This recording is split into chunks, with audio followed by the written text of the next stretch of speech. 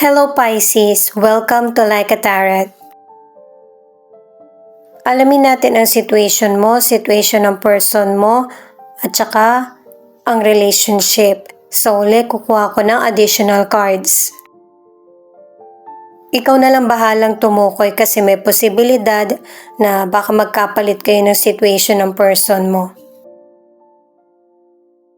Angels and guides, please guide us. Ano ang reading para sa mga Pisces?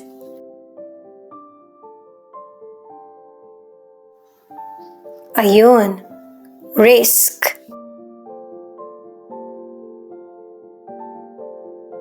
Ang ibig sabihin nito ay magdasal ka at humingi ng sign kay God. Kapag yes ang sagot, ibig sabihin kailangan mong sumugal, mag-risk. Kapag no, kailangan ng grupo. Hindi ikaw lang yung isang magdedesisyon. O kaya kailangan mo na ng pahinga bago magkaroon ng decision. Kailangan kasi ng pag-aksyon sa situation mo para malalaman mo kung tama ba yung ginagawa mo. Para sa mga bagong viewers, ang reading na ito ay timeless reading, general reading at guide po lamang. Hindi po magre-resonate sa lahat kaya kunin mo lang yung akma sa sitwasyon mo. At kung kailan mo napanood ang reading na ito, yon ang start ng 1 week reading para sa iyo. Ikaw na bahala magpalit kung si person mo ito o ikaw.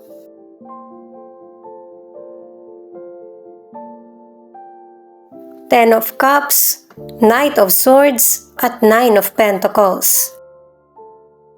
Sa mga cards mo ipinapakita na merong blessings at saka ang ilan sa inyo maligaya ang connection o relationship. At saka dalawang cards na rin yung nagsasabi na merong uuwi or darating.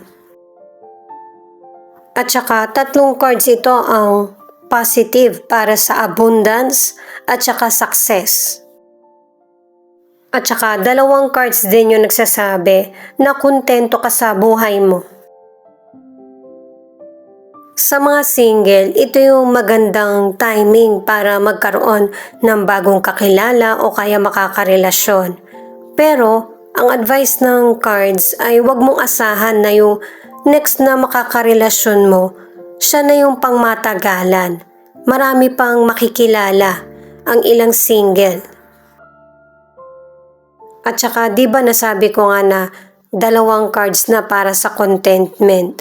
Kasi yung ilang single, ganun din yung pakiramdam. Masaya.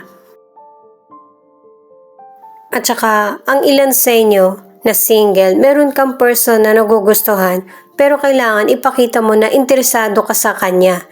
Bigyan mo siya ng sapat na atensyon. Ang ilan na nasa relationship ay meron kayong magandang bonding ng person mo or ng pamilya. At para naman sa ilan na nasa relationship, pareho kayo ng person mo ng pag-uugali at saka pananaw sa buhay. Pero kung gusto mo siyang ipakilala sa pamilya mo, kailangan sabihin mo muna sa kanya. Kumbaga, ipinapakita or ipaparamdam mo sa person mo yung respeto na pareho kayong ready sa kung anumang dapat pagdesisyonan. Ang ilan na nasa relationship ay hindi nakakasakal, secure at stable ang relasyon. Ito naman yung card ng person mo para sa situation, ang The Frog. Ang ibig sabihin nito ay mag-move forward ka at wag nang lingunin yung mga bagay na natapos na. I-release mo yung mga negative situation para makakapag-focus ka sa mga bagay na gusto mong makamit. Ituloy ko lang guys ang ilan sa inyo na nasa relationship, mas lalong tumitibay, solid ang relasyon nyo ng person mo. Ang ilan sa inyo mature at saka matagal nang magkarelasyon na couple. At ito yung isa sa pinakamalaking tagumpay na nakamit nyo ng person mo sa buhay. Yung hanggang ngayon, kahit na may edad na ay magkasama pa rin kayo. King of Swords, Nine of Cups at Six of Pentacles.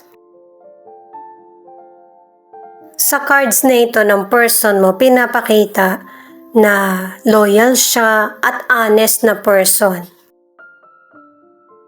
Kontento at saka satisfied siya sa nangyayari sa buhay niya. Pinapakita rin na magkakaroon siya ng achievement. At saka ang person mo, base sa mga cards niya, matulungin siya at saka mapagbigay. Maybe bukod sa family niyo, meron pa siyang sinusuportahan. Halimbawa, magulang niya.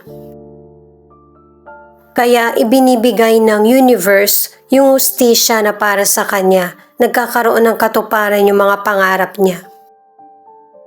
Sa relationship, pareho kayo ng qualities ng person mo kaya magkasundo kayo. At saka ang ilan sa inyo, yung person mo, kapag meron siyang napupuna or hindi niya nagugustuhan, hindi siya detalyadong person. Pinapalagpas niya lang. At saka marunong siyang rumispeto. Happy siya at nagpapasalamat na maayos ang relationship. At saka ipinapakita rin sa cards ng person mo na pareho kayo ng person mo na mapagbigay sa family nyo or kapwa. At saka ang ilan sa inyo, sagrado ang relasyon at saka sinusuportahan din ng person mo kung ano yung makakapagpasaya sa iyo. Sa mga single, ang advice ng cards, kung gusto mo magkaroon ng karelasyon, kailangan kapareho mo ng mindset. Ang ilang single naman ay naka-move on ka na sa maraming negatibong nangyari sa nakaraan. Stable na yung pag-iisip mo at saka emosyon. Pinapakita rin na kaya mo na rin i-apply sa buhay mo yung mga nangyaring negatibong experience sa nakaraan. Para sa ilang single, yung mga katangian mo na mapagbigay, masayahin, matulungin, yan yung magpapalapit sa iyo sa potential person. Kasi yung potential person, hinahanap din niya yung kapareho ng katangian na meron siya, na mapagbigay at gentle. Truth, ito naman yung para sa relationship.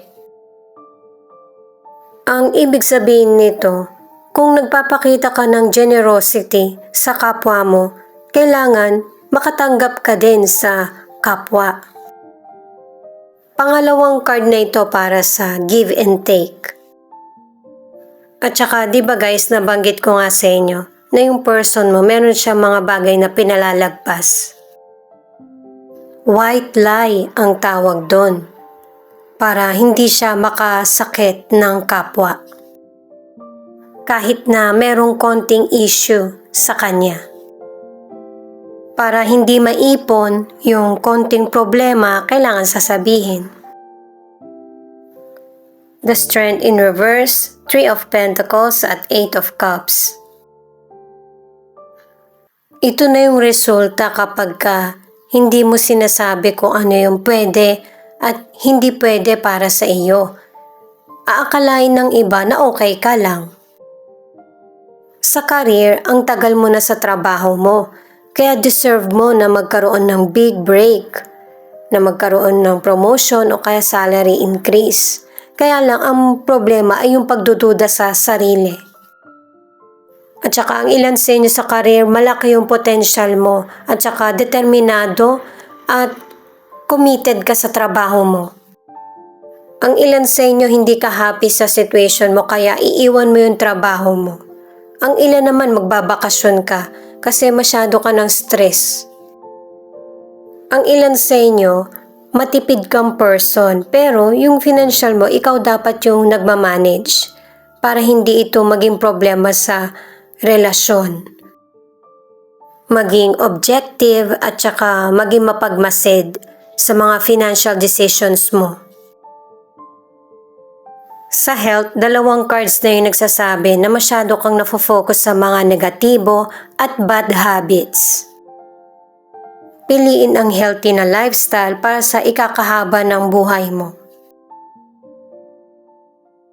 Sa mga single, ang advice ng mga cards, kung hindi ka talaga ready sa relasyon, huwag kang mag-commit. Lalo na't ang ilang single, yung next na makakarelasyon mo, maraming makakaalam. Kasi base na rin sa mga cards, kahit na yung potential person ay malaki ang potential para sa long-term na relationship, aabandonahin mo pa rin yung binubuo or bubuuin na relasyon. Kung ang ilan sa inyo na nasa relationship, maayos ang relasyon, meron naman na Pisces na ang relasyon ay toxic. Merong selusan at saka hindi matapos yung pag-aaway nyo. Pero pareho naman kayong takot na abandonahin ang relasyon kasi alam ng person mo na mas safe na siya sa iyo. At saka ang advice ng mga cards ay yung magkaroon kayo ng payapa na communication. Itong additional card na 5 of Wands, nagpapatuloy pa rin talaga ang ilan sa inyo sa pagtatalo kasi nga kailangan nyo munang kilalanin yung isa't isa sa kung ano yung gusto at saka kung ano talaga yung takbo ng relationship. Marami kasing kakulangan sa relationship nyo. Itong The Empress, ipinapakita na talagang sinisikap mo na maging maayos at payapa yung buhay mo or relasyon. At saka nakadalawang cards ka na hindi ka sumusuko sa anumang challenges na dumarating sa buhay mo.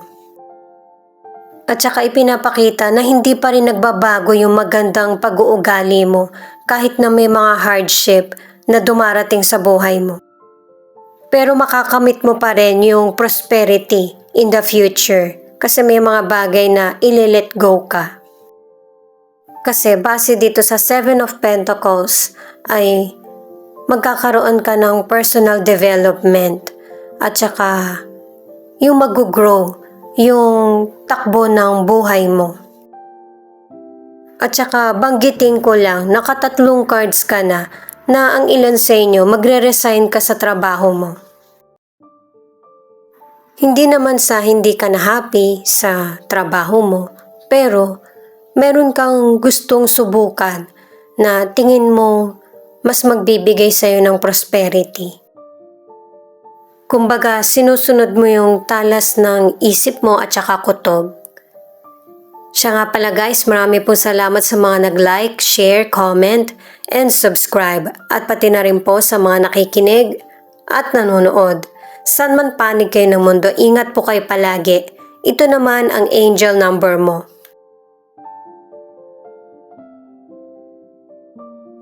1133 is a powerful number. It means that angels are with you and they are here to help you with everything. 1111, new beginnings. 81, the number is revealing the onset of harvesting time. Work hard towards your wealth because real success begins with you.